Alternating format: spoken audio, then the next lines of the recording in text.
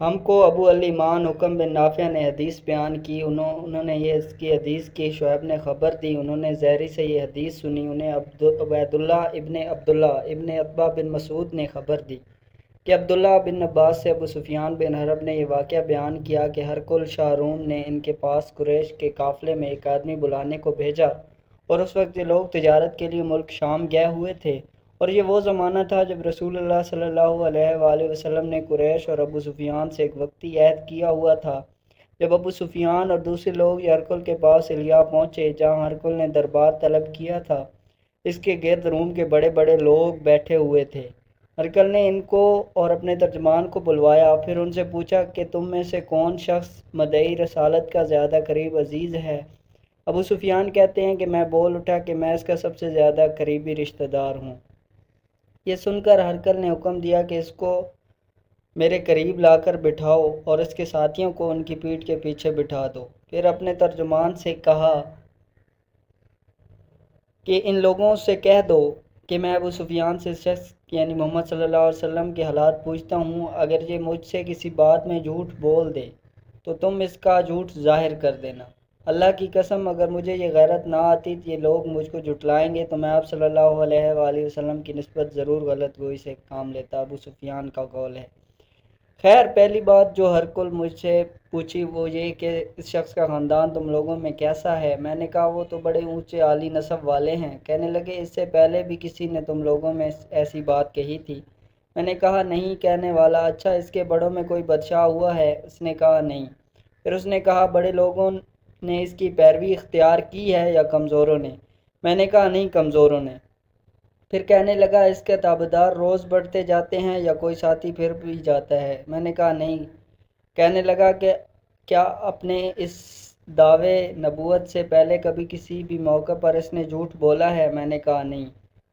اور اب ہماری اس سے ایک مقررہ مدت ٹھہرائی ہوئی ہے، معلوم نہیں وہ اس میں کیا کرنے والا ہے۔ ابو سفیان کہتے ہیں میں اس بات کے سوا اور کوئی جھوٹ اس گفتگو میں شامل نہیں کر سکا۔ ہرقل نے کہا کیا تمہاری اس سے کبھی لڑائی بھی ہوتی ہے؟ ہم نے کہا ہاں۔ بولا پھر تمہاری اور اس کی جنگ کا کیا حال ہوتا ہے؟ میں نے کہا لڑائی ڈول کی طرح ہے، کبھی وہ ہم سے میدان جنگ جیت لیتے ہیں اور کبھی ہم ان سے جیت لیتے ہیں۔ ہرقل نے پوچھا وہ تمہیں کس بات کا حکم دیتا ہے؟ میں نے کہا وہ کہتا ہے کہ صرف ایک اللہ ہی کی عبادت کرو، اس کا کسی کا شریک نہ بناؤ اور اپنے باپ دادا باتیں چھوڑ دو، اور ہمیں نماز پڑھنے، سچ بولنے، پرہیزگاری اور صلہ رحمی کا حکم دیتا ہے۔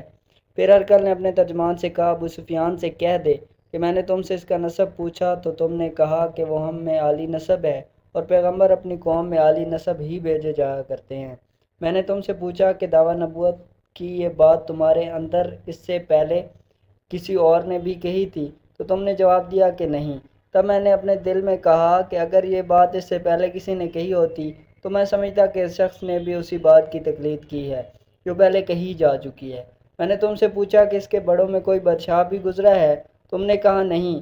تو میں نے دل میں کہا کہ ان کے بزرگوں میں سے کوئی بادشاہ ہوا ہوگا تو کہہ دوں گا وہ شخص اپنے آباء و اجداد کی بادشاہت اور ان کے ملک حاصل کرنا چاہتا ہے۔ اور میں نے تم سے پوچھا اس بات کے کہنے سے پہلے تم نے کبھی اس کو دروغ گوئی کا الزام لگایا ہے؟ تم نے کہا نہیں۔ تو میں نے سمجھ لیا کہ وہ شخص آدمیوں کے ساتھ دروغ گوئی سے بچنے اور اللہ کے بارے میں کیسے جھوٹی بات کہہ سکتا ہے۔ اور میں نے تم سے پوچھا بڑے لوگ اس کے پیرو ہوتے ہیں یا کمزور آدمی؟ تو تم نے کہا کمزوروں نے اس کی تباہ کی ہے۔ تو دراصل یہی لوگ پیغمبروں کے متبین ہوتے ہیں۔ اور میں نے تم سے پوچھا کہ اس کے ساتھی بڑھ رہے ہیں یا کم ہو رہے ہیں؟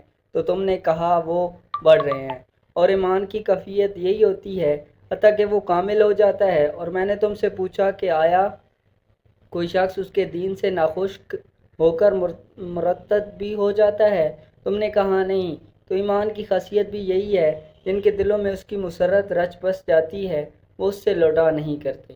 اور میں نے تم سے پوچھا کہ آیا وہ کبھی عہد شکنی کرتے ہیں؟ تم نے کہا نہیں۔ پیغمبروں کا یہی حال ہوتا ہے، وہ عہد کی خلاف ورزی نہیں کرتے۔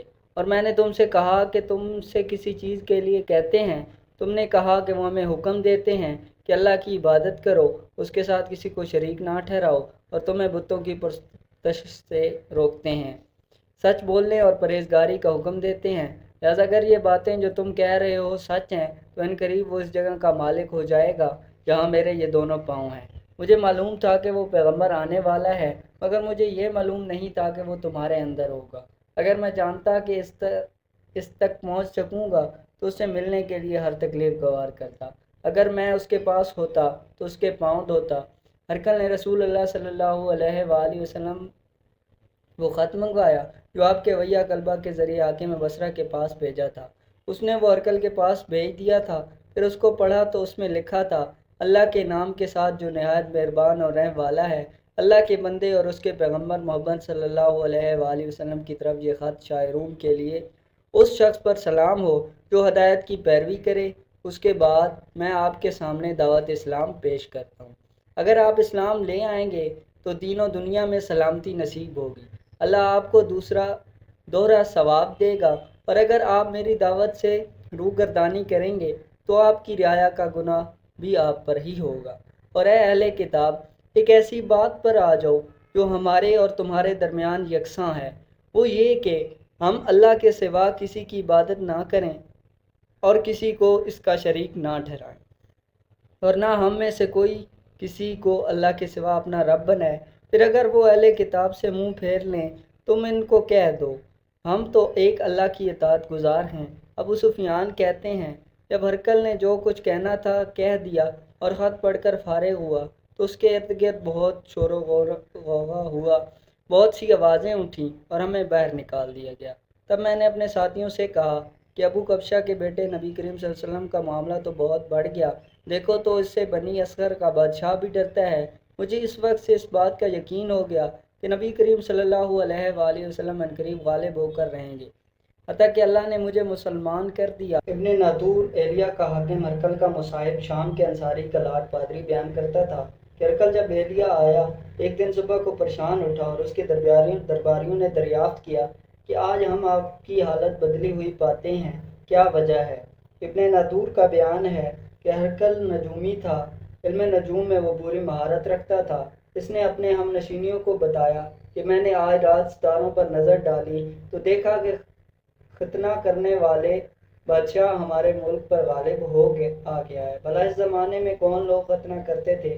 انہوں نے کہا یہود کے سوا کوئی ختنہ نہیں کرتا، سو ان کی وجہ سے پریشان نہ ہوں۔ سلطنت کے تمام شہریوں میں یہ حکم لکھ بھیجے کہ وہاں جتنے یہودی ہوں سب قتل کر دیے جائیں۔ وہاں لوگ انہی باتوں میں مشغول تھے۔ ہرقل کے پاس ایک آدمی لایا گیا جسے شاہ حسان نے بھیجا تھا۔ اس نے رسول اللہ صلی اللہ علیہ وآلہ وسلم کے حالات بیان کیے۔ جب ہرقل نے سارے حالات سن لیے تو کہا کہ جا کر دیکھو وہ ختنہ کیے ہوئے ہیں یا نہیں۔ انہوں نے اسے دیکھا تو بتلایا کہ وہ ختنہ کیا ہوا ہے۔ ہرقل نے جب اس شخص سے عرب کے بارے میں پوچھا تو اس نے بتلایا کہ وہ ختنہ کرتے ہیں۔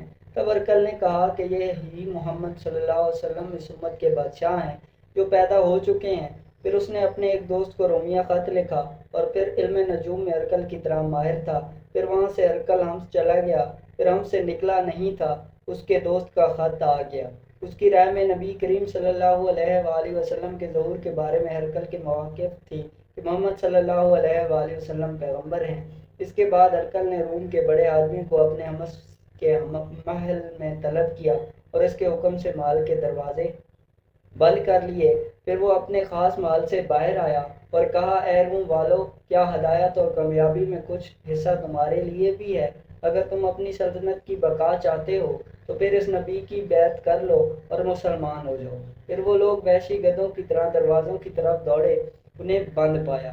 آخر جب ہرقل نے اس بات سے ان کی یہ نفرت دیکھی اور ان کی مان لانے سے مایوس ہو گیا تو کہنے لگا ان لوگوں کے میرے پاس لے آؤ۔ جب وہ دوبارہ آئے تو اس نے کہا میں نے جو بات کہی تھی اس سے تمہاری دینی پختگی کی آزمائش مقصود تھی، سو وہ میں نے دیکھ لی۔